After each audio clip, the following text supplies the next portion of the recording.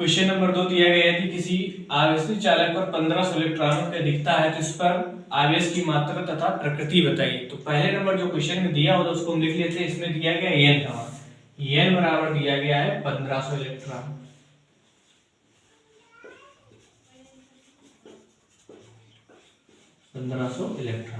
और हम जानते हैं कि E का मान होता है, E बराबर हमें वैल्यू मालूम है 1.6 गुणा 10 की पावर -19 कूलम। हमें इसमें किसका मान निकालना है, आवेश ज्ञात करना है, यानी कि Q का मान निकालना है। तो इसका मेन फार्मूला होता है Q बराबर एन ई। तो यहाँ से हम वैल्यू रखते हैं, Q बराबर एन का मान दिया गया है 1500 इंटू ई का मान होता है 1.6 गुणा 10 की पावर -19।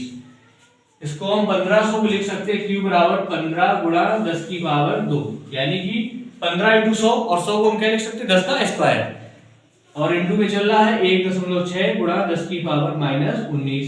उसके बाद इधर हम क्या करते हैं, इसका गुणा कराते हैं। तो Q बराबर ये बन जाएगा 16 × 80 यानी कि 0 आ गया, और 16 एकम 16 और 8 कैरी यानी कि बन जाएगा 24, 16 8 24, और एक अंक पर लग जाएगा पॉइंट।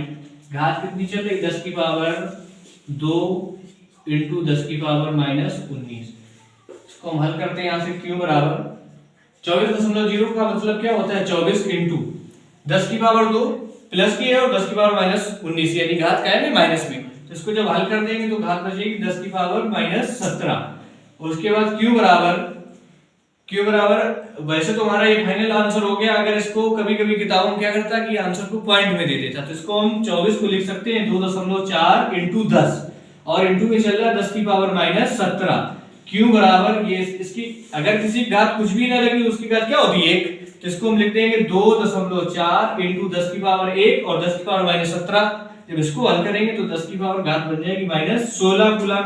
हमें यहाँ पहले ही पता था कि इलेक्ट्रॉनों की अधिकता हो रही है। अगर इलेक्ट्रॉनों की अधिकता होती तो वहां पर कौन सा आवेश होता है, ऋण आवेश होता है। कौन सा आवेश होता है, तो ये यहाँ पर हो जाएगा तुम्हारा ये ऋण आवेश।